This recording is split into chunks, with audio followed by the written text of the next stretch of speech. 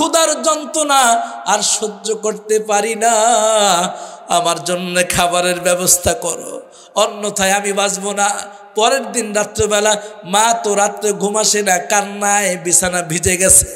সকালবেলা ঘুম থেকে উঠে আবার কাজের জন্য বের হয়ে গেছে, আবার জমিদারদের কাছে কাজের জন্য যায়। জমিদাররা একই কথা বলে, যদি রাতের সময় দাও তো তোমার টাকার অভাব হবে না। আল্লাহর বান্দি বলছে, না না, আমি জীবন দিয়া দিব তো গুনাহের কাজ করতে পারবো না, কারণ মুসলমান একমাত্র আল্লাহকে ভয় করে, একমাত্র মালিককে ছাড়া দুনিয়ার আর কাউকে ভয় করে না। সামান্য পরীক্ষায় আমি তোমার কাছে মাথা নত করবো না। আজকে মা যখন বিকালবেলা বাড়িতে গেছে, সন্ধ্যার পরে সন্তানটা মার মুখের দিকে তাকায় বলে, আমার আব্বা থাকলে এমন কষ্ট হইতো না, বুঝেছি কপালে আর খাবার জুটবে না, আর মনে হয় বেশি দিন বেঁচে থাকতে পারবো না। সন্তানের কথাটা মায়ের দিলের মধ্যে লেগে গেছে। মা সিদ্ধান্ত নিয়ে নিছে, গুনাহের কাজ করব, তারপরে সন্তানের মুখে খাবার জুটায় দিব। আল্লাহর বান্দি পরের দিন সকালবেলা জমিদারের বাড়িতে গেছে। জমিদারকে গিয়ে বলে, এর জমিদার, আমি তোমার গুনাহের প্রস্তাবে রাজি আছি।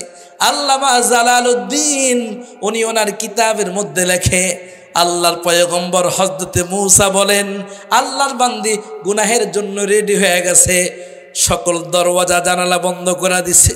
এবার দরওয়াজা জানালা বন্ধ করবার পরে আল্লাহর বান্দি গায়ের কাপড় খুলতেছে, টপ টপ করে চোখদা পানি পড়তেছে, কারণ এই গুনাহ করতেছে সন্তানের মুখের খাবার দেওয়ার জন্য। মুসলমান ইমানদার, তোমার আমার মা আমাদেরকে লালন পালন করতে গিয়ে অনেক সময় গুনাহের কাজও করেছেন, তারপরেও তোমারে আমারে খুশি রেখেছেন। সন্তান বিদেশে যেতে চায়, মায়ের কাছে টাকা নাই, সুদে টাকা আনে, কবিরা গুনাহ। জায়গা জমি বিক্রি করে, তো শেষ বয়সে বড় কষ্ট করে। আল্লাহর ওলি হযরত পয়গম্বর মূসা আলাইহিস সালাতু ওয়াস সালাম বলেন, আল্লাহর গোলাম আল্লামা জালালউদ্দিন বলেন, ভদ্র মহিলা কান্না শুরু করছে, হায় মালিক, সন্তানের খাবার জোগানোর জন্য পারলাম না, সতীত্ব রক্ষা করবার জন্যে চোখটা বন্ধ করলেই তো জাহান্নাম, জাহান্নামের আযাব কিভাবে সহ্য করব? আল্লাহ পাকের নবী বলছেন, আল কবরু রাউযাতুম মিন রিয়াদিল জান্নাহ আও হুফরাতুম মিন হুফারিন নার। আমি কবরের আযাব কিভাবে সহ্য করব? আল্লাহর বান্দি চোখ থেকে টপ টপ করে পানি পড়তেছে। আল্লামা জালালউদ্দিন বলেন, ওই ভদ্রলোক এসে বলে, তুমি কেন কান্না করো, কেন তুমি কান্না করতেছো?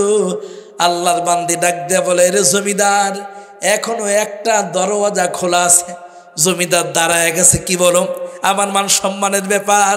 আল্লাহর বান্দি এই কথা বলবার পরে জমিদার প্রত্যেক দরওয়াজা চেক করছেন। অনেক বড় বাড়ি ছিল, দরওয়াজা জানালা চেক করবার পরে আল্লাহর বান্দা দেখে দুনিয়ার কোনো ঘরের মধ্যে কোনো দরওয়াজা জানালা খোলা নাই, তাহলে এই কথা কেন বললে? আল্লাহর বান্দি কান্না ভেঙে পড়ছেন, ডাক দিয়ে বলে, জমিদার, তোমার দুনিয়ার সমস্ত দরওয়াজা জানালা বন্ধ করলেও একটা দরওয়াজা তুমি বন্ধ করতে পারবা না। ও জমিদার, তুমি না কাঠের দরজা বন্ধ করছো, কাঠের জানালা বন্ধ করছো। জমিদার রে, দুনিয়াতে একজন আছে দরওয়াজা বন্ধ করার পরেও তিনি দেখে ওই দরজা হলো আমার মালিকের দরওয়াজা। মালিকের দরওয়াজা তুমি বন্ধ করতে পারবা না। তুমি যত দরওয়াজা বন্ধ করো, মালিকের দরওয়াজাটা খোলা আছে। মালিক আমার দিকে তাকায় আছে, আমি এখন জিনাহ করব, এজন্যই বলছি ওই দরওয়াজা খোলা আছে, তুমি বন্ধ করতে পারবা না। জমিদার দাঁড়ায় গেছে আর বলে, এরে আল্লাহর বান্দি, তুই আল্লাহকে এত ভয় করস? আল্লাহর বান্দি পয়গম্বর মূসা বলেন, আল্লাহর বান্দির ভিতরে ওই একটা জিনিস ফিট হয়ে গেছে, ইয়া আইয়ুহাল্লাযীনা আমানুত্তাকুল্লাহ, আল্লাহরে ভয় কর। এ গোলাম, আল্লাহরে ভয় কর। আল্লাহকে ভয় করলে তোমার দ্বারা গুনাহ হবে না। তাই তো আল্লাহর বান্দি আল্লাহকে এত ভয় করতেন। আল্লাহকে ভয় করবার কারণে আল্লাহর বান্দির দ্বারা জিনাহের মতো গুনাহ আল্লাহ তাআলা তাকে বাঁচার তৌফিক দান করেছেন। দোকানের কাছে গিয়ে দোকানওয়ালাকে জিজ্ঞাসা করে, ভাই, অনেক দূর থেকে এসেছি, আমি একজন মুসাফির, তোমার দোকানে বাকি রাত্রটা কাটাইতে চাই। তাহাজ্জুদ নামাজের সময় হলে আমি মসজিদে চলে যাব, এরপরে ফজরের নামাজটা পড়ব, একটু সময় দিবা নাকি? এই ইমামে আহমদ বিন হাম্বল রহমতুল্লাহ আলাই অনুমতি পাওয়ার পরে দোকানে বসে গেলেন। আল্লাহর গোলাম খুব খেয়াল করে দেখলেন যুবক যেন বিড়বিড় করে কি যেন পড়তেছে, আর একটু পরপরে তিনি রুটি বানাইতেছেন, তন্দুরের মধ্যে রুটি ঢুকায়, আর আল্লাহর বান্দা বিড়বিড় করে কি যেন বলে। ইমাম আহমদ বিন হাম্বল বলেন, ও যুবক, তুমি যে বিড়বিড় করে কি শব্দ বলো, আমাকে যদি একটু বলতা তো আমি একটু শুনতাম। আল্লাহর বান্দা যখন এই কথা বলছেন, রুটিওয়ালা দোকানদার আহমদ বিন হাম্বলের মুখের দিকে তাকায় বলে, হযরত আনা লা আরিফুকা, আমি তো আপনাকে চিনি না, তবে শোনেন, আমি এই জায়গার মধ্যে দাঁড়ায় দাঁড়ায় ছোট্ট একটা দোয়া পড়তেছি, আস্তাগফিরুল্লাহ আস্তাগফিরুল্লাহ আস্তাগফিরুল্লাহ, এই শব্দটা আমি পড়তেছি। আল্লাহর গোলাম এবার ইমাম আহমদ বিন হাম্বলের মুখের দিকে তাকায় বলে, ওরে আল্লাহর গোলাম শুনে নাও, আমি যে দোয়াটা পড়তেছি এই দোয়ার এত ক্ষমতা, আমি এই দোয়া পড়ার কারণে আজ পর্যন্ত যত দোয়া মালিকের কাছে করেছি, মালিক সমস্ত দোয়াগুলো কবুল করে নিয়েছে। আল্লাহর পয়গম্বর বলেন, দোয়া কবুলের জন্য শর্ত হলো ইস্তেগফার পড়া, অর্থাৎ তওবা করা। আর তওবা কবুল হওয়ার জন্য 4টা কাজ করা, আলোচনা করব সেই দিকে। ইমাম আহমদ বিন হাম্বল যুবকের মুখের দিকে তাকায় বলে, বাবা তারপরে কি হলো? বলে, ও মুসাফির, আমি তো আপনাকে চিনি না, তবে আমার সব দোয়া কবুল হইলেও এখনো একটা দোয়া বাকি আছে, সেটা হলো আমি মালিকের কাছে আশা করছি, মালিক আপনি আমারে জমানার সবচাইতে বড় আলেম ইমাম আহমদ বিন হাম্বলের মুখটা না দেখায়া আপনি আমারে কবরের দেশে ডাক দিয়েন না, কন্যা সুবহানাল্লাহ। সামনে যিনি বসে আছেন তিনি কে? আহমদ বিন হাম্বল। আল্লাহর গোলাম যখন এই কথা বললেন, ইমামে আহমদ বিন হাম্বল যুবকের মুখের দিকে তাকায়া আল্লাহর ওলি কান্না শুরু করছে। আহমদ বিন হাম্বল কান্না শুরু করছে। রুটিওয়ালা মুসাফিরকে ডাক দেয়া বলে, ইমামে আহমদ বিন হাম্বলকে ডাক দেয়া বলে, আপনি কেন কান্না করেন? আল্লাহর ওলি বলতে চায় না। আপনি কেন কান্না করেন?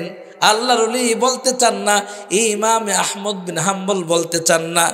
এবার যখন বেশি কান্না করলেন, আল্লাহর গোলাম ডাক দেয়া বলে, ওগো ইমামে আহমদ বিন হাম্বল বলতেছেন, আমি এই জন্যে কান্না করতেছি, তুমি যাকে দেখার জন্যে, যার মুখটা একটা নজর দেখার জন্যে মালিকের কাছে দীর্ঘদিন যাবত এখানে বসে বসে দোয়া পড়তেছ, ইস্তেগফার পড়তেছ, ও যুবক তোমার ওই দোয়াটাও কবুল হয়ে গেছে। যুবক বলল, কিভাবে দোয়া কবুল হইল?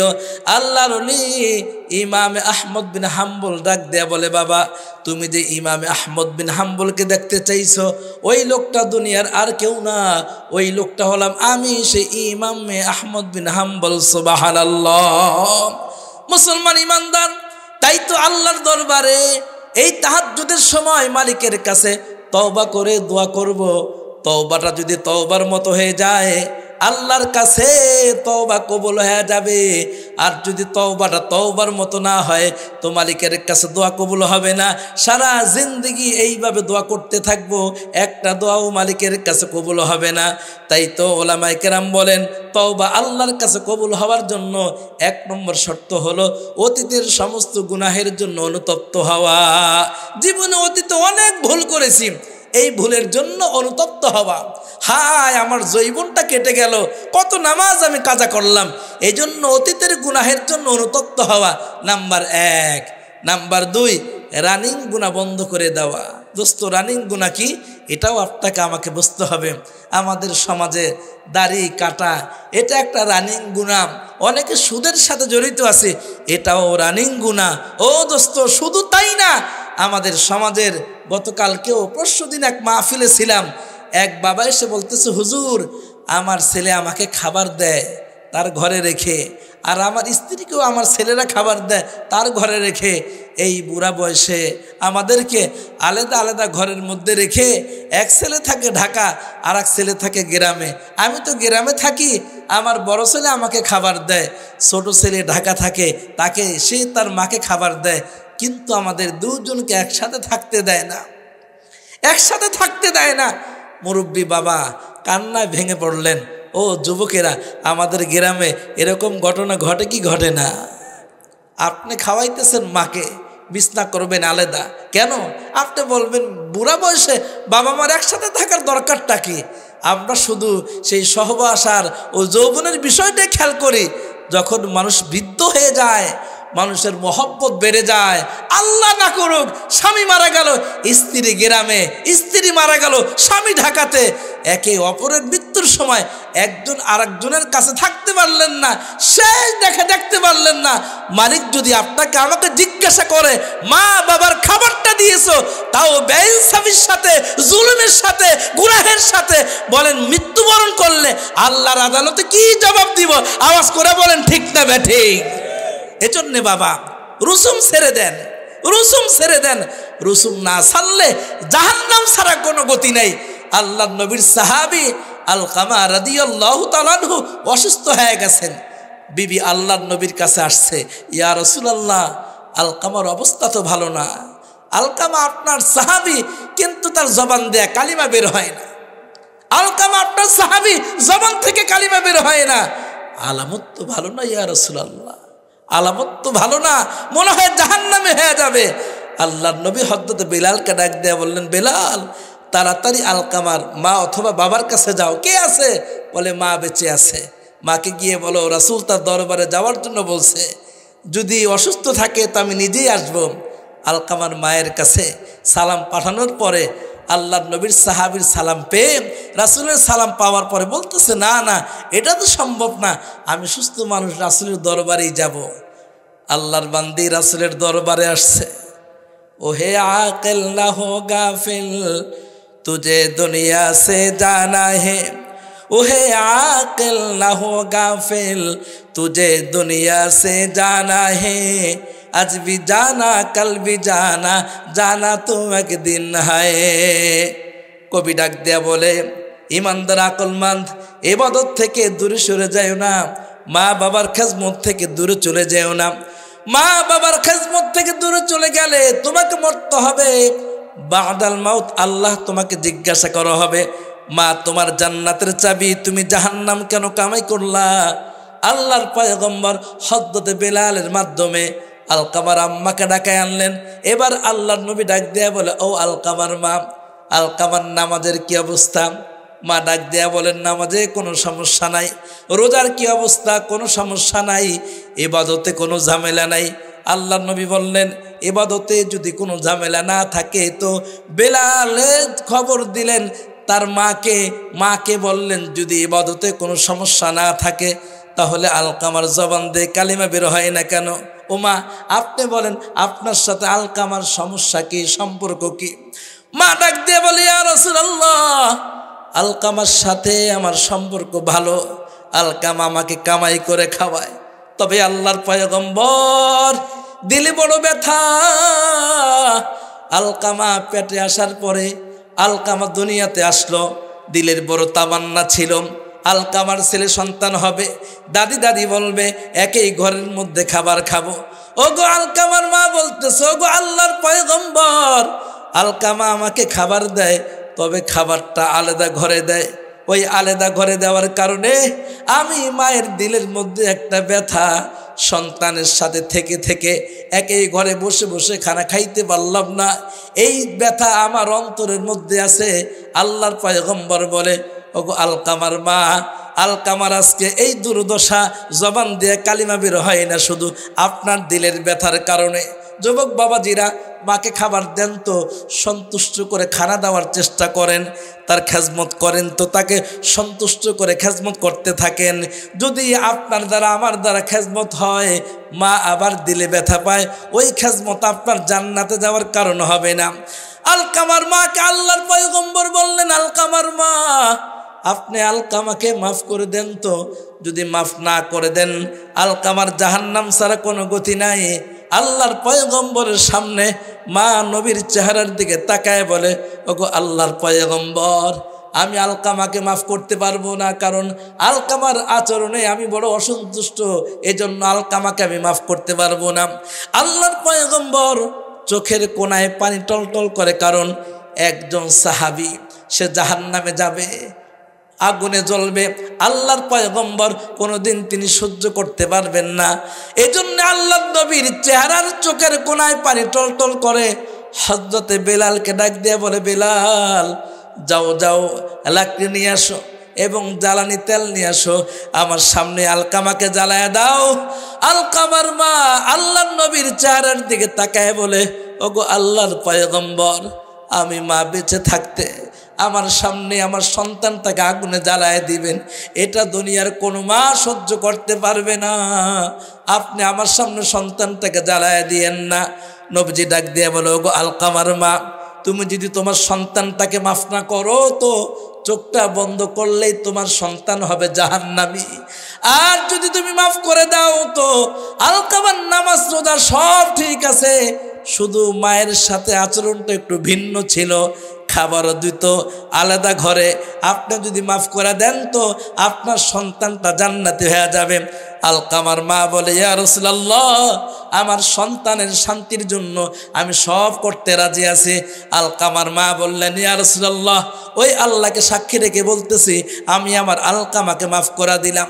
হাদিসের কিতাব তালাশ করলে দেখা যায় আলকামা রাদিয়াল্লাহু তাআলা আনহু যখন তার মার থেকে ক্ষমা পাইলেন, আল্লাহর পয়গম্বর বললেন, যাও যাও বেলাল, গিয়ে দেখো আলকামার কি অবস্থা। হযরত বেলাল রাদিয়াল্লাহু তাআলা আনহু আলকামার দরওয়াজার সামনে দাঁড়াইছে। অমনিভাবে আলকামা কালিমা পড়ে আল্লাহর জান্নাতের মেহমান হয়ে গেছে। সুবহানাল্লাহ। আমি যতই ওয়াজ করি, ওয়াজ আপনার কাজে লাগবে না। ওয়াজ কাজে লাগার জন্য একটা কাজ আপনার আমার করতে হবে। আমি যা করতেছি দুনিয়ার কেউ না দেখলেও কে দেখতেছেন?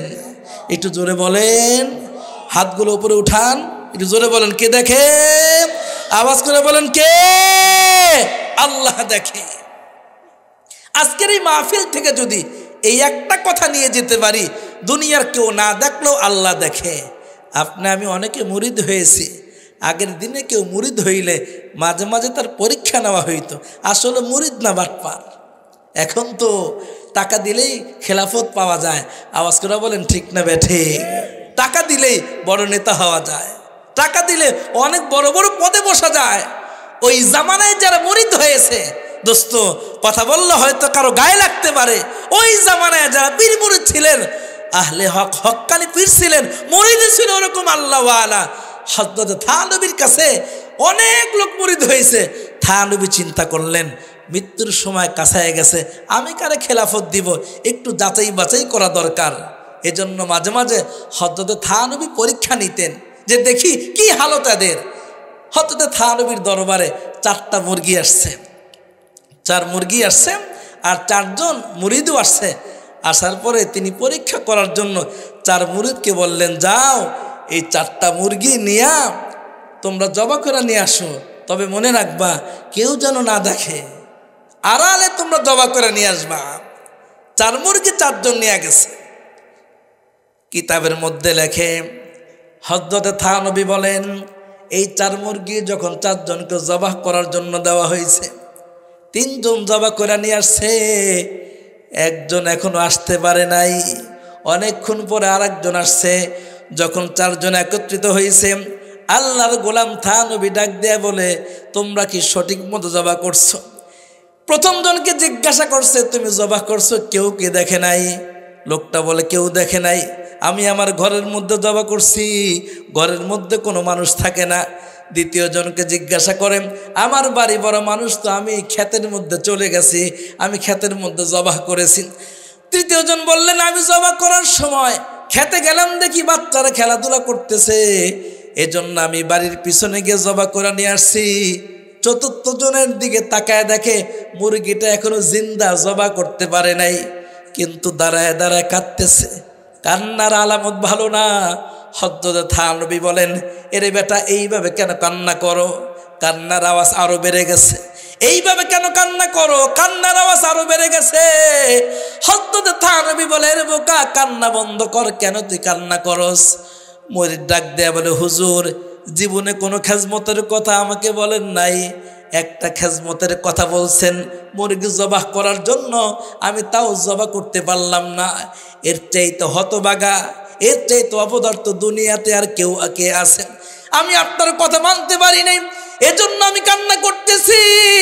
ও গো ওস্তাদজি, আমি মুরগি জবাহ করবার জন্য যখন ঘরের মধ্যে ঢুকলাম, যখনই জবাহ করব, বিসমিল্লাহি আল্লাহু আকবার বলবো, ওই সময় হঠাৎ করে মনে পড়ে গেল আমার স্ত্রী দেখে না, আমার সন্তান দেখে না, আমার জনগণ দেখে না, দুনিয়ার কেউ না দেখলেও দেখে একজন আওয়াজ করে বলেন, কে? হযরত থানবীর সামনে ওই মুরিদ কান্না করে আর বলেন, ওস্তাদজি, যখনই আমি মুরগিটা জবার জন্য গেলাম, দুনিয়ার কেউ দেখে না, হঠাৎ করে মনে পড়ে গেল একমাত্র আল্লাহ, তিনি তো দেখেন, তিনি তো দেখেন, তার চোখে ফাঁকি দেওয়া যায় না।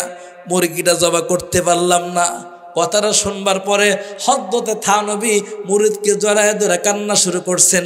হ্যাঁ, কথা তো ঠিক বলছো, আমি তো এমন একজন মুরিদ তালাশ করতেছিলাম যার মধ্যে আল্লাহ ফিট হয়ে গেছে, খাবার খেতে বসছে, খাবারের সময় দস্তরখান বিছায় খানা খায় নাই, কেউ দেখে না, তো চিন্তা করে মালিক দেখে, এ তাড়াতাড়ি দস্তরখান নিয়ে আসো। দোকানে বসছে, টাকা চুরি করবে কর্মচারী, হঠাৎ করে মনে পড়ে গেছে মালিক নামাজে গেছে, আমি দোকানে বসছি, তো আল্লাহর সিসি ক্যামেরা দিয়া আল্লাহ আমার দিকে তাকায় আছে, তো চুরি করা যাবে না। হযরত থানবী বলেন, যার ভিতরে আল্লাহ দেখে, আল্লাহ দেখে, এই জিনিসটা যার মধ্যে ফিট হয়ে যাবে, নামাজের সময় হয়ে গেলে যত ঠান্ডা হোক, নামাজের সময় হয়ে গেলে যত ঠান্ডা হোক, ঠান্ডার কথা চিন্তা করবে না। আমি ঠান্ডার জন্যে ফজরের নামাজ কাজা করব না, কারণ ওই মালিকের সামনে দাঁড়ায় আমাকে উত্তর দিতে হবে। ওয়া আম্মা মান খাফা মাকাম রাব্বিহি ওয়া নাহান নাফসা আনিল হাওয়া ফা ইন্নাল জান্নাতা হিয়াল মাওয়া। আল্লাহ কোরআনে ডাক দেয়া বলে, মুসলমান, আল্লাহর সামনে দাঁড়ায়া তোমাদেরকে জবাবদিহি করতে হবে। তাই তো হযরত থানবী ডাক দিয়ে বললেন, এমন একটা মুরিদই তো আমার দরকার, যেই মুরিদ সব সময় চিন্তা করেন আল্লাহ দেখে, আল্লাহ দেখে। এই আল্লাহ দেখে যদি আপনার আমার মধ্যে ফিট হয়ে যায়, যুবকের মধ্যে যদি ফিট হয়ে যায়, যুবক কামাই করবে, মার খেজমত করবে, চিন্তা করবে আমি ব্যাংকে অ্যাকাউন্ট করলাম, দুনিয়ার কেউ জানে না, মালিক তো আমার দিকে তাকায় আছে। আমি আমার মাকে বেজার করে ব্যাংকে অ্যাকাউন্ট করলাম, তো মালিকের কাছে কবুল হবে না, মালিক তো আমার দিকে তাকায় আছে। এজন্য বলতেছিলাম, পর্দার আড়ালের মাগো, আপনার আমার ভিতরেও যদি একটা জিনিস ফিট হয়ে যায়, দুনিয়ার কেউ না দেখলেও তো একমাত্র আল্লাহ দেখে। এই জিনিসটা ফিট হওয়ার জন্য আপনার আমার কাজ করতে হবে দুইটা। ইয়া আইয়ুহাল্লাযীনা আমানুত্তাকুল্লাহ ওয়া কুনু মা'আস সাদিকিন। এক নম্বর কাজ হলো আল্লাহকে ভয় করা। আপনি আমি যদি আল্লাহকে ভয় করার মতো ভয় করতে পারি, আশা করা যায়, আপনি আমি যদি মালিককে ভয় করার মতো ভয় করতে পারি, তাহলে আপনার আমার মধ্যে আল্লাহর ভয় থাকলে আপনার আমার দ্বারা গুনাহ হবে না। পয়গম্বর মূসা আলাইহিস সালাতু ওয়াস সালামের জামানার ছোট্ট একটা ঘটনা শোনাই, দোয়া হয়ে যাবে। আল্লাহর বান্দি স্বামী মারা গেছে, স্বামী মারা যাওয়ার পরে পয়গম্বর মূসা আলাইহিস সালাতু ওয়াস সালাম বলেন, আল্লামা জালালউদ্দিন উনি ওনার কিতাবের মধ্যে লেখে, স্বামী মারা গেছে, মহিলা দেখতে বড় সুন্দরী, স্বামী মারা যাওয়ার পরে স্বামীর যা দেওয়া ছিল সম্পদ শেষ হয়ে গেছে, এখন শুধু বাকি আছে অল্প কিছু টাকা, তাও শেষ হয়ে গেছে, ঘরে এখন কোনো খাবার নাই। আগের জামানার মা বোনেরা ইচ্ছাকৃতভাবে ঘর থেকে বের হইতেন না, চেষ্টা করতেন ঘরের মধ্যে থাকার জন্যে।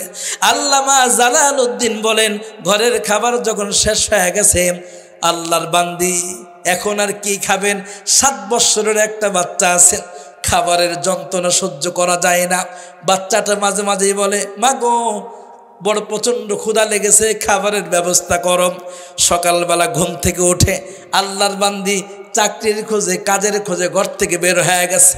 আল্লাহর বান্দি যখন কাজের জন্য যায়, এলাকার ধনী মানুষের বাড়িতে বলে একটু কাজ দেন, আমার স্বামী নাই। এলাকার ধনীরা বলে যেই সৌন্দর্য আছে একটু রাত্রে সময় দিলেই তো অনেক টাকার মালিক হয়ে যাইবা। আল্লাহর বান্দিকে যেই ঘরেই যায় ওই ঘরেই খারাপ প্রস্তাব দেয়, আর আল্লাহর বান্দি আকাশের দিকে তাকায় তাকায় কান্না করে, ওগো মালিক কোন পরীক্ষায় ফেলাইলা? একদিকে সন্তান না খেয়ে আছে, সন্তানের চোখের পানি সহ্য করতে পারি না মালিক, সন্তানের চোখের পানি দেখলে আমার কোনো কিছু ভালো লাগে না। মা সারাদিন কষ্ট করে ঘরে আসছে, জনম দুঃখিনী মা সন্তানের মুখের দিকে তাকাইছে।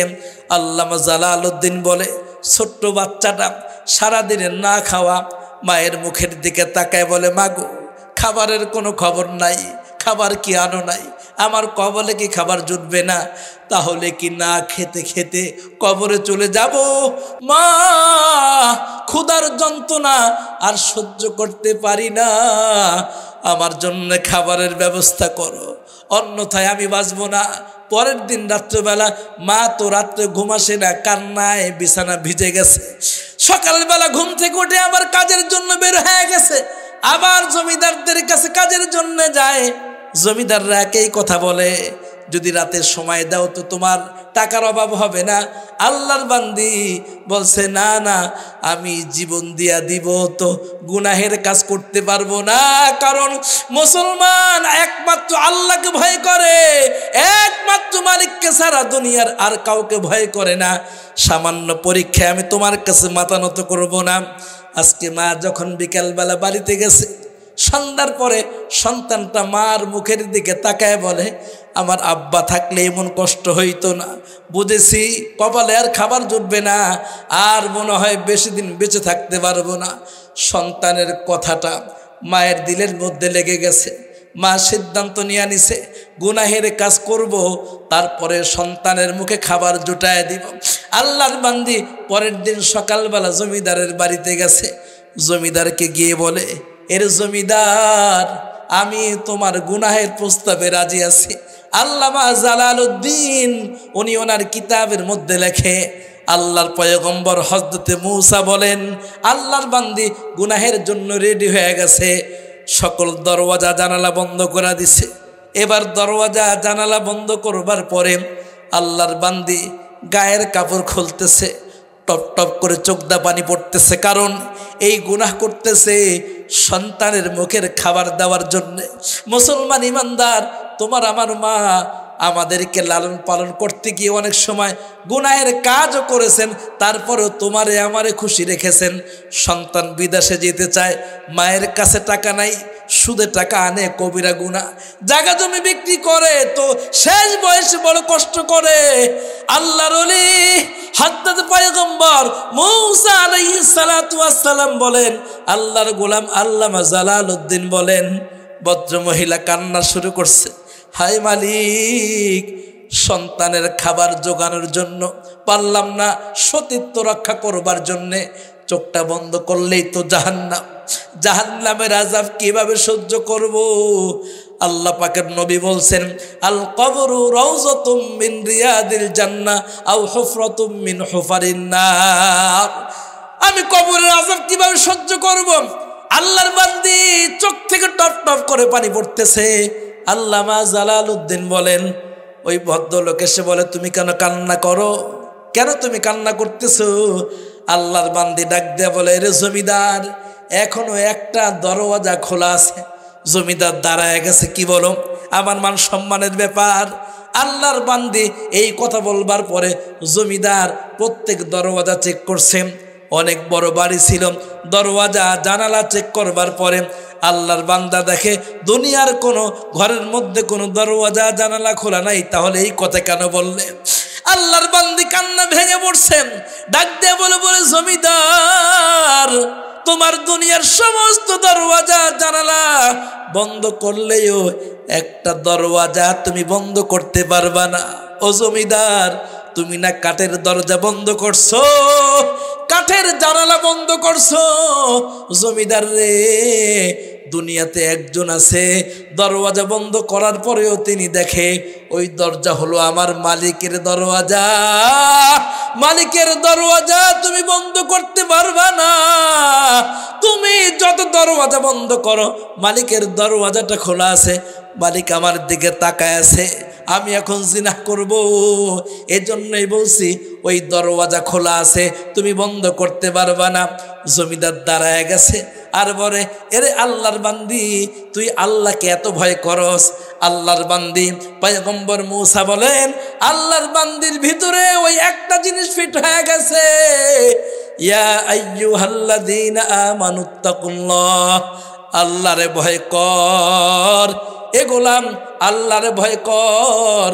আল্লাহকে ভয় করলে তোমার দ্বারা গুনাহ হবে না। তাই তো আল্লাহর বান্দি আল্লাহকে এত ভয় করতেন। আল্লাহকে ভয় করবার কারণে আল্লাহর বান্দির দ্বারা জিনাহের মতো গুনাহ আল্লাহ তাআলা তাকে বাঁচার তৌফিক দান করেছেন। এজন্য মুসলমান ইমানদার, আপনার আমার ভিতরেও আল্লাহ পাকের ভয় ঢুকাইতে হবে। আল্লাহ পাকের ভয় যখন অন্তরে বসবে, তো আপনার আমার দ্বারা গুনাহ হবে না। সিদ্দিক আকবর রাদিয়াল্লাহু তাআলা আনহু কেমন আল্লাহকে ভয় করতেন? সিদ্দিক আকবর রাদিয়াল্লাহু তাআলা আনহু কেমন ভয় করতেন আল্লাহকে? আল্লাহর গোলাম আম্মা জান আয়েশা সিদ্দিকাকে ডাক দিয়ে বলে, এরে আয়েশা, আমার ইন্তেকালের পরে আমাকে নবীর রওজার পাশে, রওজার মধ্যে শোয়াইবা। তবে তোমাকে ওসিয়ত করতেছি রে আয়েশা, আল্লাহ নবীর রওজার সামনে গিয়া দরওয়াজা খুলবা না। আমার লাশটা রাখবার পরে যদি দরওয়াজা অটোমেটিকলি খুলে যায়, তো আমাকে কবরের মধ্যে রাখবা। আর যদি দরওয়াজা না খোলে, তো নবীর পাশে আমাকে ঘুমানোর দরকার নাই। কারণ আমাকে নবীর রওজায় ঢুকানোর সময় দরওয়াজাটা খুললে আল্লাহর পয়গম্বরের ঘুমটা ভেঙে যাবে। তিনি ঘুমায় আছেন, আল্লাহর পয়গম্বরের ঘুমটা নষ্ট করে আমাকে আল্লাহর নবীর রওজার মধ্যে ঢুকাইবা না। কিছুদিন পরেই সিদ্দিক আকবর ইন্তেকাল করলেন। আল্লাহর নবীর সাহাবী ইন্তেকাল করার পরে আম্মা জান আয়েশা সিদ্দিকা এই যে কান্না শুরু করছেন, আম্মা জান আয়েশা সিদ্দিকার কান্না দেখে সবাই আশ্চর্য হয়ে গেছে। আম্মা জান যদি এইভাবে কান্না করে, তো আমরা কি করব? আল্লাহর পয়গম্বর বলছেন, তোমাদের কেউ মারা গেলে শব্দ করে কান্না করো না। আম্মা জান আয়েশা সিদ্দিকা এই পরিমাণ কাঁদতেছেন। আল্লাহর নবীর ইন্তেকালের পরে তার আব্বা যখন ইন্তেকাল করেছেন, ইন্তেকাল এই জন্য কান্না করছেন। আম্মা জান আয়েশা সিদ্দিকা রাদিয়াল্লাহু তাআলা আনহার কান্না দেখে সিদ্দিক আকবরের মৃত্যুর কথা মানুষ আশ্চর্য হয়ে গেছে। সিদ্দিক আকবরের ইন্তেকাল হওয়ার পরে গোসল হয়ে গেল, জানাজাও হয়ে গেল। সিদ্দিক আকবরের লাশটা যখন নবী পাকের রওজার সামনে রাখছে, নবী পাকের রওজার দরওয়াজা কেউ হাতটা খোলে নাই। একটু জোরে বলবেন সুবহানাল্লাহ। খেয়াল করেন, আল্লাহর নবীর সাহাবী আবু বকর নবী পাকের দরওয়াজার সামনে, রওজার সামনে সিদ্দিক আকবরের লাশটা রাখার সাথে সাথে অটোমেটিকলি নবী পাকের রওজা খুলে গেছে। জোরে বলেন আল্লাহু আকবার। মুসলমান ইমানদার, আল্লাহর নবীর রওজা যখন খুলে যায়, কবরের মধ্যে আবু বকরের লাশটা রেখে দেওয়া হয়। এবার বান্ধবীরা একসাথে হয়েছে। আল্লাহর নবীর সাহাবী সিদ্দিক আকবরের দাফন হয়ে গেছে। বান্ধবীরা সবাই একসাথে হওয়ার পরে জিজ্ঞাসা করতেছে, আয়েশা এইভাবে কেন কান্না করলেন? এইভাবে কেন কান্না করলেন? আম্মা জান আয়েশা সিদ্দিকা বলেন, আমার আব্বাজান বলছেন, আমার ইন্তেকাল হয়ে গেলে নবীর দরওয়াজাটা খুলবা না, অটোমেটিকলি যদি খুলে যায় তো আমাকে রাখবা, আর না কবরে রাখবা না। তাই তো আমি মালিকের কাছে কান্না করতেছিলাম, মালিক সারা জিন্দেগি আমার আব্বা আমার রাসূলের সাথে সময় কাটাইছে, আর আমার বাবার দিলের তামান্না আমার স্বামীর পাশে ঘুমাবে, বিশ্ব নবীর পাশে ঘুমাবে। কিন্তু আমার আব্বাজান বলে গেছেন, ওসিয়ত করছেন, দরওয়াজা খোলা যাবে না। দরওয়াজা খুললে রাসূলের ঘুমের ডিস্টার্ব হবে, রাসূলের সাথে বেয়াদবি হয়ে যাবে। তাই আমি আল্লাহর কাছে আবু বকরের তাকওয়া নিয়ে, আবু বকরের মহব্বত নিয়ে আল্লাহর কাছে কান্নাকাটি করতেছিলাম, মালিক আমার বাবাকে আপনি শেষ বয়সে লজ্জিত কইরেন না। আমার বাবাকে আপনি রাসূলের কবর থেকে মাহরুম কইরেন না। আমি আমার আব্বার জন্য এইভাবে কান্না করতেছিলাম যেন আমার আব্বা যেন আমার স্বামীর কবরের পাশে তিনি ঘুমাইতে থাকেন। কারণ সিদ্দিক আকবর যেই পরিমাণ আল্লাহকে ভালোবাসছেন, আমার রাসূলকে ভালোবাসছেন, এই পরিমাণ আল্লাহ এবং তার রাসূলকে ভালোবাসার মানুষ দুনিয়াতে বড় কমই আছেন। এজন্য মুসলমান ইমানদার, আপনি আমিও যখন আল্লাহকে সিদ্দিক আকবরের মতো ভয় করব আর রাসূলকে ভালোবাসবো, তো আমাদের দ্বারা কোনো গুনাহ হবে না। যদি আপনার আমার দ্বারা গুনাহ না হয়, আল্লাহ পাক রব্বুল আলামিন বলেন, যখন দুনিয়াতে মানুষ বেগুনাহ মাসুম হয়ে কবরে আসে, তো আল্লাহ পাক রব্বুল আলামিন কবরে আসার পরে তার জান্নাতের ফয়সালা করে জান্নাতের মেহমান বানায় দিবেন। সুবহানাল্লাহ। মুসলমান ইমানদার, এই তো জান্নাতে যাওয়ার জন্যে আল্লাহ পাকের ইবাদত করা দরকার। আর আমরা ইবাদত থেকে মাহরুম চারটা কারণে। নাম্বার 1, আমাদের ব্যস্ততার কারণে আমরা মসজিদে আসতে পারি না। মসজিদ আমাদের জন্য কান্না করে, হায় আজান হয়ে গেছে, তোমরা কেন আসো না? আমাদের ব্যস্ততার কারণে। কারো 10 বিঘা জমি আছে, জমির ব্যস্ততা। কারো 20টা দোকান আছে, দোকানের ব্যস্ততা। কেউ মেম্বার হয়েছে, এই ব্যস্ততা। কেউ এমপি হয়েছে, এই ব্যস্ততা। আসেন দেখি ব্যস্ততা আল্লাহর সামনে কি আমি বলতে পারবো কি না? এই ব্যস্ততার কারণে আমরা যারা নামাজ আসতে পারি না, আল্লাহ পাক রব্বুল আলামিন নবী সুলাইমানকে দাঁড় করাইবেন আর নবী সুলাইমানকে দেখায় বলবেন, ও দুনিয়ার মানুষেরা, ব্যস্ততার কারণে তোমরা নামাজ পড়তে পারো নাই। আমি আমার সুলাইমানকে কেমন ব্যস্ত জীবন দান করেছিলাম। শোনো, আমি সুলাইমানকে সারা পৃথিবীর বাদশা বানাইছি। জিনের বাদশা ছিল, মানুষের বাদশা ছিল, পয়গম্বর সুলাইমান সারা পৃথিবীর বাদশা ছিল। এরপরেও, এত ব্যস্ত হওয়ার পরেও আমার হুকুমের বিন্দু পরিমাণ খেলাফ চলে নাই। আওয়াজ করে কোন সুবহানাল্লাহ। আর আপনি আমি কি ব্যস্ত? 10টা দোকান, মালিকের সামনে দাঁড়ায়া, এই বাহানা চলবে না। আমি ব্যস্ত ছিলাম, এই জন্য মাহফিল আসতে পারি নাই।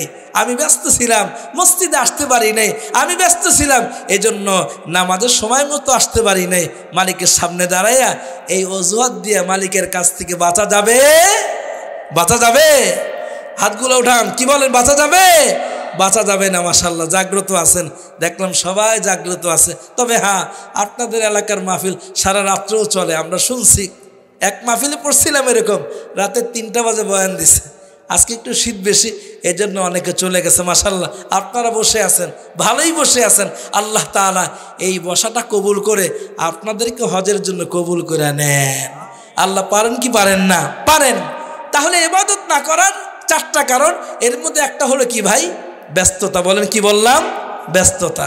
এই যে মাশাআল্লাহ অনেক লোকও আসতেছে, আল্লাহ তাআলা সবাইকে আসার তৌফিক দান করে, আমিন। দোয়া হয়ে যাবে। আশেপাশে যারা আছেন প্যান্ডেলে আসতে চেষ্টা করেন, জান্নাতের বাগানে। আল্লাহ তাআলা আমাদেরকে কবুল করে, আমিন। তাহলে মসজিদে না আসার 1 নম্বর বাহানা কি? ব্যস্ততা। বলেন না? ব্যস্ততা। বলেন, জোরে বলেন। ব্যস্ততা। জবান কার? কথা বলবো কার জন্যে? আল্লাহর জন্যে। তাহলে সুলাইমান এত ব্যস্ত থাকার পরেও আল্লাহর হুকুমের খেলাফ কাজ করেন নাই। দ্বিতীয়ত, মসজিদে না আসার কারণ হলো অসুস্থতা। বলেন কি? অসুস্থতা। ও ভাই, রোজা রাখলেন না? আমি তো অসুস্থ। আল্লাহ পাক রব্বুল আলামিন ডাক দেয়া বলেন, দুনিয়ার মানুষ শুনে নাও, তুমি তোমার অসুস্থতার কারণে মসজিদে আসতে পারো না, অসুস্থতার কারণে তুমি রোজাও রাখতে পারো না, অসুস্থ। একটু তাকায় দেখো, আমার পয়গম্বর আইয়ুব কোন কিতাবের মধ্যে লেখে পয়গম্বর আইয়ুবকে আল্লাহ 8 বছর অসুস্থ রাখছেন। কোন কিতাবে লেখে 18 বছর। আল্লাহ পাক রব্বুল আলামিন পয়গম্বর আইয়ুবকে 3টা বড় সম্পদ দান করেছিলেন। নাম্বার 1, আল্লাহ তাকে অনেক সম্পদের মালিক বানাইছিলেন। নাম্বার 2, আল্লাহ পাক রব্বুল আলামিন তাকে 14 জন সন্তানের বাবা বানিয়েছিলেন। নাম্বার 3, সুন্দর একটা দেহ তারে দান করেছিলেন। এই 3 জিনিস দিয়েছিলেন আল্লাহ পরীক্ষা করবার জন্যে। পয়গম্বর আইয়ুবের 1 নম্বর সমস্ত সম্পদকে তিনি ধ্বংস করে দিলেন। আল্লাহ তাকায় আছে, সম্পদ ধ্বংস করে দিলেন। দেখে আমার আইয়ুব কি বলে, আইয়ুব সম্পদ আমি তোরে দিয়া পরীক্ষা করলাম। ইন্নামা আমওয়ালুকুম ওয়া আওলাদুকুম ফিতনা। আল্লাহ পাক রব্বুল আলামিন ডাক দেয়া বলে, এ জমিদার খেয়াল করে কথা শোনো, ও বাড়িওয়ালা খেয়াল করে কথা শোনো। আল্লাহ পাক ডাক দিয়া বলেন, ইন্নামা আমওয়ালুকুম ওয়া আওলাদুকুম ফিতনা। আমি তোর সম্পদ দিয়া পরীক্ষা করি, আবার মাঝে মাঝে সম্পদ নিয়েও পরীক্ষা করি, দেখি তুই আমার কাছে আসস কিনা। আল্লাহ পাক রব্বুল আলামিন পয়গম্বর আইয়ুবকে সম্পদ দিয়ে পরীক্ষা করলেন, সম্পদগুলো মালিক ধ্বংস করে দিলেন। দ্বিতীয় নম্বরে আল্লাহ তাআলা 14 জন সন্তানকে অসুস্থ করে দিলেন, এরা এক সময় মারা গেল। পয়গম্বর আইয়ুবের এরপরেও মনটা ভাঙে নাই, সন্তান দিয়েছেন আল্লাহ, নিয়েছেন আল্লাহ, দিয়েছেন যিনি, আবার নিয়েছেনও তিনি। তৃতীয় নম্বরে আল্লাহ পাক সুন্দর একটা স্বাস্থ্য দিয়েছিলেন। পা থেকে পতন শুরু হয়েছে, পা থেকে পতন শুরু হয়েছে, পস্তে পস্তে পস্তে পস্তে এই দাড়ি পর্যন্ত চলে আসছে। জিব্রায় পতন ধরবে, এমন সময় আকাশের দিকে তাকায় বলে, রব্বে কারিম, এখন যদি আমার জিব্রাটাও পচে যায় তো আমি আপনার ইবাদত করতে পারবো না। যেই জীবনে আপনার ইবাদত করতে পারবো না, এমন জীবনের কি দাম? আল্লাহ পাক রব্বুল আলামিন পয়গম্বর আইয়ুবের কথাটা শুনলেন, আল্লাহ তাকে সুস্থ বানায়া দিলেন। সুস্থ বানায়া আল্লাহ তাআলা আবার তাকে আগের মতো ইবাদত করার তৌফিক দান করলেন। দোস্ত, তোমার আমার সামান্য গ্যাস্ট্রিক, এজন্য রোজা রাখতে পারি না। হালকা ঠান্ডা, এজন্য পানি দিয়ে উযু করে মসজিদে যাইতে পারি না। পয়গম্বর আইয়ুবকে দাঁড় করায় দিলে আমাদের সবার কাহিনী ঠান্ডা হয়ে যাবে। 3 নম্বর হলো দরিদ্রতা। কেউ মসজিদে আসো না, 3 দিনের নাম লেখাইলা তবলিগে, তাও গেল না। উত্তর দেয়, কি বাজাই, গরিব মানুষ, রিক্সা চালাইতে চালাইতে দিন পার, আমি কি ঘর টানবো না তবলিগ করবো? উত্তর দেই। আল্লাহ পাক রব্বুল আলামিন বলবেন, দোস্ত শোনো, আল্লাহ পাক রব্বুল আলামিন দুনিয়াতে একজন গরিব মানুষ পাঠাইছেন, দরিদ্র মানুষ। ওই মানুষটার নাম হলো পয়গম্বর ঈসা। আল্লাহ পাক রব্বুল আলামিন পয়গম্বর ঈসাকে ডাক দেয়া বলবেন, ঈসা, আমি আপনাকে কি সম্পদ দিয়েছিলাম? পয়গম্বর ঈসা বলবে, আল্লাহ একটা বালিশ দিয়েছিলেন ঘুমানোর জন্য, আর পান করার জন্য একটা পান পাত্র দিয়েছিলেন, গিলাস দিয়েছিলেন। আল্লাহ বলবেন, কি করলাম? পয়গম্বর ঈসা আল্লাহর সামনে দাঁড়ায় বলবে, মালিক আমার, হাঁটতেছিলাম, নবীদের কাজ হলো তবলিগ করা, দাওয়াত দেওয়ার জন্য হাঁটতেছিলাম, তবলিগ করার জন্যই তো হাঁটতেছিলাম, গাস্ত করতে করতে হাঁটতেছিলাম, কালিমার দাওয়াত দিব। দেখি আপনার একজন গোলাম হাতের মধ্যে মাথা লাগায় ঘুমাইতেছে। আমি চিন্তা করলাম, এই লোকটা যদি হাতের মধ্যে মাথা দিয়ে ঘুমাইতে পারে তো আমি তো সবচেয়ে উত্তম মাখলুক, পয়গম্বর, আমার কেন বালিশের দরকার?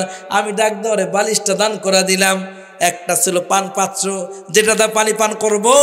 আর একটু হাঁটতে হাঁটতে যখন দেখলাম এক লোক হাত দিয়েই পানি পান করে, গ্লাস লাগে না, তো আমি চিন্তা করলাম, ওই লোকটা যদি গ্লাস ছাড়া পানি পান করতে পারে তো আমি কেন পারবো না? এজন্য আমি ওই পান পাত্রটা তাকে দান করে দিলাম। এখন আমি খালি আব্দুল্লাহ, আমার কাছে আর কোনো সম্পদ নাই। আল্লাহ বলে, দুনিয়ার মানুষেরা নবী ঈসাকে এত গরিব বানাইলাম, গরিব বানানোর পরেও আমার হুকুমের খেলাফ চলে নাই, আর তোমাদেরকে আমি পরীক্ষা করার জন্য গরিব বানাইলাম। ওয়ালা নাবলুওয়ান্নাকুম বিশাইইম মিনাল খাউফ ওয়াল জু' ওয়া নাকসিম মিনাল আমওয়ালি ওয়াল আনফুসি ওয়াস সামারাত ওয়া বাশশিরিস সাবিরিন। আমি আল্লাহ মাঝে মাঝে তোমাদেরকে পরীক্ষা করব, সম্পদ দিয়া পরীক্ষা করব, কখনো কখনো সম্পদ নিয়ে পরীক্ষা করব, গরিব বানায়া পরীক্ষা করব, আবার কখনো কখনো আমি আল্লাহ তোমাদেরকে ধনী বানায়া পরীক্ষা করব। ধনীও হওয়াও পরীক্ষা। মনে করি আল্লাহ চেয়ারম্যান বানাইছে, এবারটা চেয়ারম্যান মইরা দেখ তোর কি অবস্থা। এমপি বানাইছে, বড় চেহারা পরিবর্তন হয়ে গেছে, মইরা দেখো তো তোমার কি অবস্থা। চেয়ারম্যান হওয়ার পরে, এমপি হওয়ার পরে, মন্ত্রী হওয়ার পরে সে যে মাটিতে হাঁটে, মাটি যে তার পায়ের নিচে আছে, এই কথাটাই সে ভুলে যায়। আওয়াজ করে বলেন কথা ঠিক কিনা? ক্ষমতা তার সামনে কেউ কুলায় না। 17 বছর যারা ক্ষমতা দেখাইছে, আজকে তারা কোথায়? তারা নাই। আল্লাহ পাক আপনাকে আমাকে ছাড় দেন, ছেড়ে দেন না। এজন্য দোস্ত, ক্ষমতার অপব্যবহার না করা। কুলিল্লাহুম্মা মালিকাল মুলকি তুতিল মুলকা মুলকা মান তাশা ওয়া তানজিউল মুলকা মিম্মান তাশা ওয়া তুইজ্জু মান তাশা ওয়া তুদিল্লু মান তাশা বিয়াদিকাল খায়র। সবাই ক্ষমতার অপব্যবহার করে। ছেলে বিবাহ করেছে, পুত্রবধূ ঘরে আসছে, শাশুড়ি এখন এই সংসারের প্রধানমন্ত্রী, মেয়েকে ডিম দা ভাত দেয় আর পুত্রবধূকে ডাল দেয়া ভাত দেয়। দেয় কি দেয় না? দেয়। ক্ষমতা। এক সময় আবার পুত্রবধূ নিজের সন্তানকে বিবাহ করায় এখন তিনিও শাশুড়ি, এখন হলো দাদি শাশুড়ি। শাশুড়ি হয়ে গেলেন দাদি শাশুড়ি, আর শাশুড়ি এখন তিনি রাজত্ব খাটান আর বলেন, আম্মা কষ্ট দিতে কম দেন নাই, শীতের দিন ঠিকমতো একটা খেতাও দেন নাই, অনেক কষ্ট দিছেন, আজকে আপনি বুড়া হয়েছেন, আম্মা জান এই শিক্ষা কার থেকে নিয়েছেন? আপনার পুত্রবধূ আপনাকে কেন জ্বালাতন করে? শিক্ষা আপনার কাছ থেকেই নিয়েছেন। আপনি আপনার পুত্রবধূর সাথে ভালো আচরণ করলে, ক্ষমতার ভালো ব্যবহার করলে, মহব্বত দিয়া পুত্রবধূকে বুকে জড়ায় নিলে, এই পুত্রবধূ শেষ বয়সে নিজের মায়ের মতো আপনাকে মহব্বত করতো। তবে হ্যাঁ, ব্যতিক্রম দিয়ে একটা ঘটনা থাকবেই। কিছু মহিলা জন্মগতই খারাপ, আপনি যত ভালো আচরণই করেন সে আপনার সাথে খারাপ আচরণই করবে। এই জন্য একটু চিন্তা করেন, চোখটা বন্ধ করেন, সকালবেলা যদি চোখটা খোলে, যদি সকালে আমার এই ঘুম ভাঙে আমার জন্য হবে সকাল, আর যদি ঘুম না ভাঙে তাহলে হবে পরকাল। ঘুম ভাঙলে সকাল, বলেন না ঘুম ভাঙলে, এটা আওয়াজ করে বলেন, ঘুম ভাঙলে না ভাঙলে পরকাল। কার জন্য এত বাহাদুরি?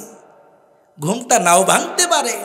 এজন্যই সাহাবায়ে কেরাম ঘুমাবার আগে 2 রাকাত নামাজ পড়তেন, অজু অবস্থায় ঘুমাইতেন, দোয়া করতেন, মালিক এটাই জিন্দেগির শেষ নামাজ। আপনি আমি বসে আছি, হতে পারে আপনার আমার জীবনের শেষ মাহফিল। আওয়াজ করে বলেন ঠিক না ব্যাঠিক? এজন্য মালিক তাকায় আছে আপনার দিকে, তাকায় আছে আমার দিকে। আমি আমার ক্ষমতার কেমন অপব্যবহার করি। ক্ষমতার অপব্যবহার করলে আল্লাহর আদালতে গিয়ে জাহান্নাম ছাড়া উপায় নাই। এজন্য গভীর রাত্রি পর্যন্ত ওয়াজ শুনতেছি। এখন দোয়া হবে, দিলটাকে নরম করেন, আর কারোর সাথে কারো হিংসা থাকলে একজন আরেকজনকে মাফ করে দেন। আল্লাহ ছাড় দেন, ছেড়ে দেন না। ক্ষমতার কখনোই অপব্যবহার করতে নাই। অপব্যবহার করলে মালিক তাকে শাস্তিও দিবেন। তো যেটা বলতেছিলাম, 3 নম্বরে একেবারে গরিব একজন মানুষ ছিলেন হযরত ঈসা। গরিব হওয়ার পরেও আল্লাহর হুকুমের খেলাফ কোনো কাজ করেন নাই, কারণ তারা তো আল্লাহকে ভয় পাইতেন। তাহলে 1 নম্বরে ব্যস্ততা, আল্লাহর সামনে বললে নবী সুলাইমানকে দেখায় দিবেন। অসুস্থতা, নবী আইয়ুবকে দাঁড় করায় দিবেন। দরিদ্রতা, নবী ঈসাকে দাঁড় করায় দিবেন। 4 নম্বরে অন্যের গোলামি, চাকরি করি তো পারি না নামাজের সময়। আপনি যে মালিকের আন্ডারে চাকরি করেন, এই মালিকের জন্য দোয়া করেন, আল্লাহ মালিকটা তুমি দিনের বুঝ দিয়া দাও, দিনের বুঝ দিয়া দাও। কই ওরকম একটা মন তো আপনার আমার নাই দোস্ত। এই জন্য মালিকের জন্য দোয়া করবেন, স্ত্রীর জন্য দোয়া করবেন, বিবি বাল বাচ্চার জন্য দোয়া করবেন। তো অন্তরে যদি আপনার ব্যথা থাকে, উম্মতের ফিকির, যেইভাবে ইলিয়াস সাহেব রহমতুল্লাহ আলাইহির অন্তরে উম্মতের যে ফিকির ছিল, হযরত ইলিয়াস সাহেবের অন্তরে কেমন ফিকির ছিল দোস্ত, এই তো দোয়া হয়ে যাবে এখন। হযরত ইলিয়াস সাহেব রহমতুল্লাহ আলাই তিনিও এক দোয়ায় গেছেন। মানুষ মারা গেলে কবরস্থানে গিয়ে মাটি দেওয়ার পরে দোয়া করে কি করে না? দোয়া করার পরে সবাই কান্না করে। হযরত ইলিয়াস দোয়া শেষ, তিনি দাঁড়ায় কাঁদতেই আছেন। সবাই বলে, হযরত যে মারা গেছে উনি আপনার কি লাগে? আপ কিউ রোতে, আপনি এইসা কিউ রোতে, আপনি এইভাবে কেন কান্না করেন? যে মারা গেছে উনি আপনার কি লাগে? হযরত ইলিয়াস বলেন, যে মারা গেছে আমার কিছুই লাগে না, তো আপনি এইভাবে কেন কান্না করেন? আল্লাহর ওলি হযরত ইলিয়াস ডাক দিয়া বলে, দোস্ত আমি কেন কান্না করি তোমরা শুনতে চাও? বলে, হ্যাঁ শোনান, শুনতে চাই। আল্লাহর গোলাম ইলিয়াস ডাক দিয়া বলে, আমি তো কবরওয়ালার জন্য কান্না করি না, যে মারা গেছে তার জন্য কান্না করি না। সবাই আশ্চর্য হয়ে গেছে, বলে কি আমরা তো এত সময় কবরওয়ালার জন্যই তো কান্না করলাম, রব্বানা আতিনা ফিদ দুনিয়া হাসানা ওয়া ফিল আখিরাতি হাসানা ওয়া কিনা আযাবান নার। আমরা তো কবরওয়ালার জন্য জাহান্নামের দোয়া করতেছিলাম, আল্লাহ জাহান্নাম থেকে বাঁচাও। আপনি বলতেছেন কবরওয়ালার জন্য কান্না করো না। সবার কান খাড়া হয়ে গেছে। যেইভাবে আপনারা মনোযোগ দিয়ে আলোচনা শুনতেছেন, সবার মনোযোগ ইলিয়াস সাহেব রহমতুল্লাহি আলাইহির দিকে। বলে কি, কবরওয়ালার জন্য কান্না করে না তো কার জন্য কান্না করেন? আল্লাহর গোলাম ইলিয়াস সাহেব রহমতুল্লাহি আলাইহির কান্নার আওয়াজ আরো বেড়ে গেছে। কেন আপনি কান্না করতেছেন বলেন না? আল্লাহর ওলি ইলিয়াস ডাক দিয়া বলে, আমি কাঁদতেছি বাবা তোমাদের জন্যে। সবাই আশ্চর্য হয়ে গেছে, আমরা জীবিত মানুষ, আমাদের জন্য কেন কান্না করেন? হযরত ইলিয়াস বলেন, এই জন্যে কান্না করতেছি, এই জন্যে কান্না করতেছি, আমি যদি এখন আজরাইল আমার কাছে চলে আসে, তো আমি যদি ইন্তেকাল করি, আল্লাহর আদালতে দাঁড়ায় কি বলবো? ইলিয়াসকে যদি প্রশ্ন করা হয়, ইলিয়াস তুমি যে এলাকার বাসিন্দা ছিলা, যাদেরকে নিয়ে তুমি দোয়া করছিলা, দোয়া করবার আগে কুল হুয়াল্লাহু সূরা 3 বার তেলাওয়াত করেছিলাম, কেন? এক খতম কোরআনের সওয়াব পাওয়া যাবে, নেকি হবে, কবরে আল্লাহ পাক শাস্তি মাফ করে দিবে, এজন্য পড়তেছিলা। আমি তোমাদের তেলাওয়াত শুনলাম, তোমরা তো এই সূরা দিয়েই নামাজ পড়ো। বলে হ্যাঁ। সূরা ফাতিহারও তেলাওয়াত শুনলাম, এটা দিয়ে তো তোমরা নামাজ পড়ো। বলে হ্যাঁ। আমি তেলাওয়াত শুনে দেখলাম না তোমাদের সূরা ফাতিহা শুদ্ধ আছে, না কুল হুয়াল্লাহু সূরা শুদ্ধ আছে। আমার পয়গম্বর বলছেন, ইলিয়াস শোনা না, কোরআন হাদিস থেকে আমরা জানছি নামাজ ভাঙ্গার 1 নম্বর কারণ হলো নামাজ অশুদ্ধ পড়া। তোমাদের সবার তেলাওয়াত অশুদ্ধ। এই অবস্থাতে যদি তোমরা মারা যাও, তো আমি ইলিয়াসকে যদি জিজ্ঞাসা করে, তো আল্লাহর আদালতে কি উত্তর দিব? এজন্য আমি দাঁড়ায় দাঁড়ায় কাঁদতেছিলাম। আল্লাহর বান্দারা শোনো, তোমাদের সাথে আমার কোনো সম্পর্ক নাই, তবে আল্লাহর গোলামেরা যেই তিলাওয়াত তোমরা করলা, এই তিলাওয়াতগুলা যদি শুদ্ধ না করতে পারো, মৃত্যুর পরেও তোমরা শান্তি পাইবা না। কারণ আল্লাহর হাবিব বলছেন, আউয়ালু মা ইউহাসাবু বিহিল আবদু ইয়াউমাল কিয়ামাতিস সালাহ ফা ইন সালুহাত সালুহা সাইরু আমালিহি ওয়া ইন ফাসাদাত ফাসাদা সাইরু আমালিহি। আল্লাহর পয়গম্বর বলছেন, হাসরের ময়দানে সবার আগে নামাজের হিসাব হবে। যার নামাজের হিসাবে বেঁচে গেল, যার নামাজটা ঠিক হয়ে গেল, আল্লাহ তার সব আমলকে ঠিক করে দিবেন। তোমাদের সূরা কেরাত শুদ্ধ নাই, দুনিয়ার সব জায়গায় তোমরা সঠিক। হিন্দিতে কথা বলো, মাঝে মাঝে সুন্দর উচ্চারণে ইংলিশ শব্দ ব্যবহার করো, মাঝে মাঝে তোমরা আরবি শব্দ ব্যবহার করো, মাঝে মাঝে তোমরা উর্দু শব্দ ব্যবহার করো, আরো কত সুন্দর শব্দে তোমরা কথা বলো। কিন্তু আল্লাহর এক কোরআন, যেই কোরআন মালিক তোমার জন্য আমার জন্য পাঠাইছেন, এই কোরআনকে শুদ্ধ করে পড়তে পারো না, তো আল্লাহ যদি জিজ্ঞাসা করে, তো আল্লাহর আদালতে দাঁড়ায় আমি কি উত্তর দিব? এজন্য দাঁড়ায় দাঁড়ায় কাঁদতেছিলাম। আল্লাহর গোলাম ইলিয়াস রহমতুল্লাহি আলাইহির চোখের পানি দেখে সবাই আশ্চর্য হয়ে গেছে। আল্লাহর গোলাম ইলিয়াসকে বলেন, আপনি আমাদেরকে কোরআন শেখার জন্য এখন কি করতে বলেন? আল্লাহর বান্দা ডাক দিয়ে বললেন, বাবা কমসে কম মাসে 3টা দিন সময় লাগাও। ওই 3টা দিন মালিকের জন্যে, আর 27টা দিন হবে তোমার নিজের জন্যে। আল্লাহর গোলাম ইলিয়াসের দিলের ব্যথার কারণে ওই মজমায় যারা ছিল সবাই 3 দিনের জামাতে নাম লেখায় দিছে। আওয়াজ করে বলেন না সুবহানাল্লাহ। এরকম একটা ব্যথা থাকা চাই। এই যে আপনাদের এলাকায় মহিলা মাদ্রাসা, এটা কেন? এটা করার কারণটা কি? বর্তমান সমাজে সবচেয়ে অশান্তি আমরা মেয়েদের মাধ্যমে আছি। ঘরের পুত্রবধূ জ্বালায়, ঘরের মাও জ্বালায়, ঘরের শাশুড়িও জ্বালাতন করে। কারণটা কি? দিনের বুঝ না থাকবার কারণে। যদি আপনি আপনার মেয়েটাকে কোরআনের আলো তার অন্তরে ঢুকাইতে পারেন, আপনার এই মেয়েটা যে ঘরে যাবে ওই ঘরে আলোকিত হয়ে যাবে। আপনার বিচার দিতে হবে না। একটা মেয়ে কোরআন পড়েছে, আর একটা মেয়ে কোরআন পড়ে নেই, রাত দিন তফাৎ। কোরআনওয়ালা মেয়েটা ফজরের নামাজের পরে কোরআন পড়বে, আর কোরআন তাকে বলবে, এরে নাস্তার সময় হয়ে গেছে, কোরআন পড়তেছো, স্বামী তো নাস্তা খাবে, শ্বশুর শাশুড়ি তো নাস্তা খাবে, তাদের জন্য নাস্তার ব্যবস্থা করো। আল্লাহর বান্দি সূরা ইয়াসিনের তিলাওয়াত করবে, নাস্তাও বানাবে। আর যে মেয়েটা কোরআনওয়ালা না, সে তো ফজরও পড়বে না, কোরআন তো দূরের কথা, উঠবে সকাল 10টায়, স্বামীকে বলবে, দেখো তোমার মা ডিস্টার্ব করে, রাত্রে স্বামী গেছে হাজত পুরা করবে। স্ত্রী বলে, দেখো সকালবেলা তোমার মা শুধু ডাকে, আমি হাজত পুরা করবো, শর্ত আছে ঘুম থেকে 12টায় উঠবো। কারণ কি? সে তো কোরআন পড়ে নাই, দিনদার না, তার তো নামাজ নাই, আর নামাজ না থাকলে গোসলও করতে হয় না। আর কোরআনওয়ালা মেয়েটা চিন্তা করে, হ্যাঁ, যতই স্বামীর হাজত পুরা করুক, গোসল তো তাকে করতেই হবে।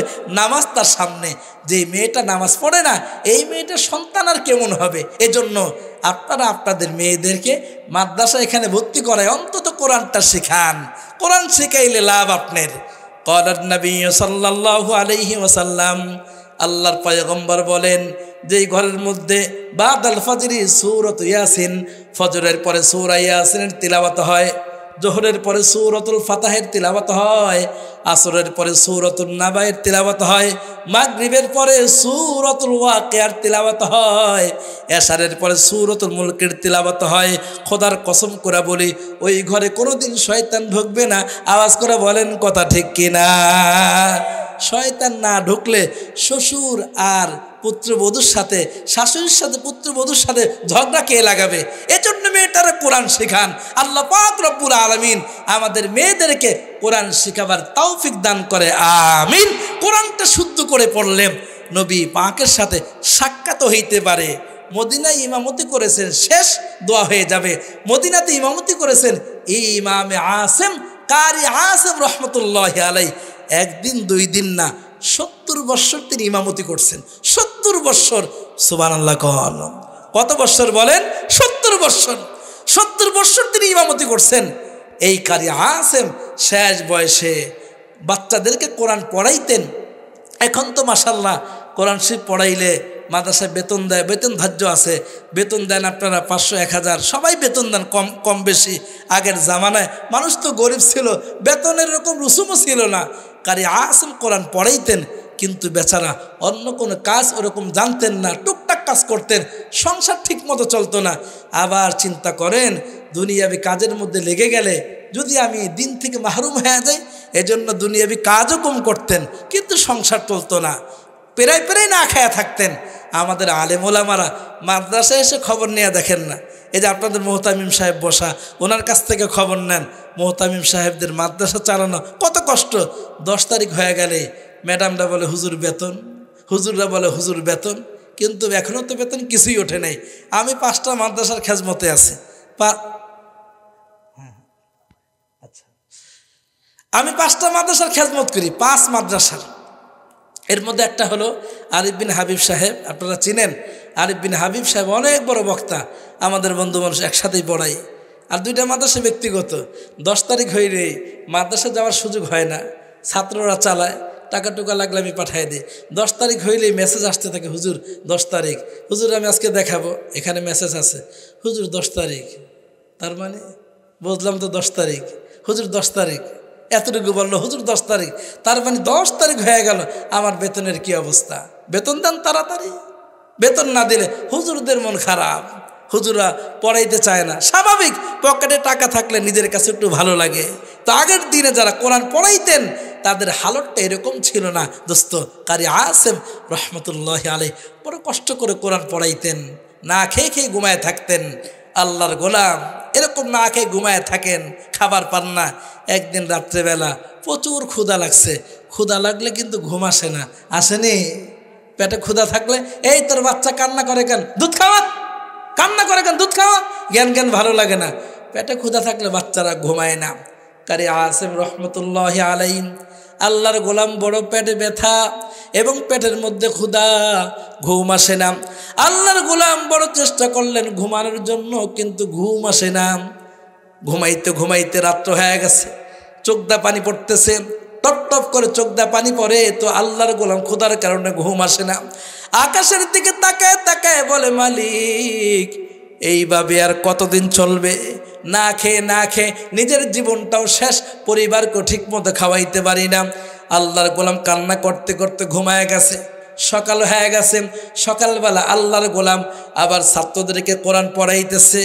আজকে যখন ছাত্রদেরকে কোরআন পড়ায়, তো ছাত্ররা যখন কোরআন পড়তে আসছে, উস্তাদজি যখন কোরআন পড়ায়, তো উস্তাদজির জবান থেকে সুগন্ধি বের হইতে থাকে।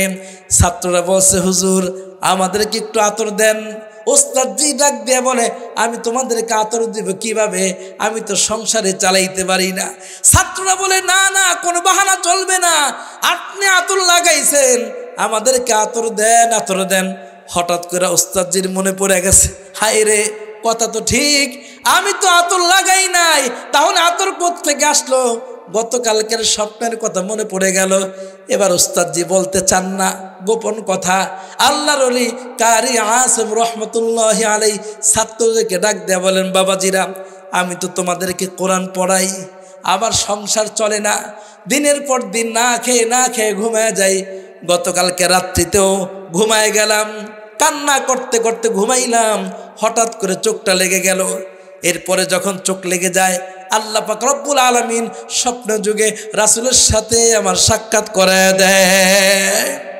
মুসলমান ইমানদার কারি আসিম ডাক দিয়ে বলে, ছাত্ররা, আল্লাহর নবী স্বপ্নে আমাকে দেখে বলে, এরে আসিম, এত সুন্দর করে আল্লাহর কোরআনের তিলাওয়াত করো, ওয়ারাত্তিলিল কুরআনা তারতিলা, এত সুন্দর করে তার তিলের সাথে কোরআন পড়ো। আল্লাহর নবী ডাক দিয়ে বলেন, কারি আসিম বর্ণনা দেন, আমার পয়গম্বর আমাকে ডাক দিয়ে বলে, রে আসিম, এত সুন্দর করে কোরআন পড়ো, শুধু পড়ো না, বাচ্চাদেরকেও সুন্দর করে কোরআন পড়াও। আমার মনে চায় তোমার মুখের মধ্যে একটা চুমো দেই। ও ছাত্র বাবাজিরা, আল্লাহর পয়গম্বর এই কথাটা বলেই আমাকে চুমো করে দিলেন। যখন থেকে আমার মুখের মধ্যে চুমো দিয়েছেন, তখন থেকে আমি আল্লাহর কালামের তিলাওয়াত করলে আমার মুখ দিয়ে সুগন্ধি বের হইতে থাকে। সুবহানাল্লাহ।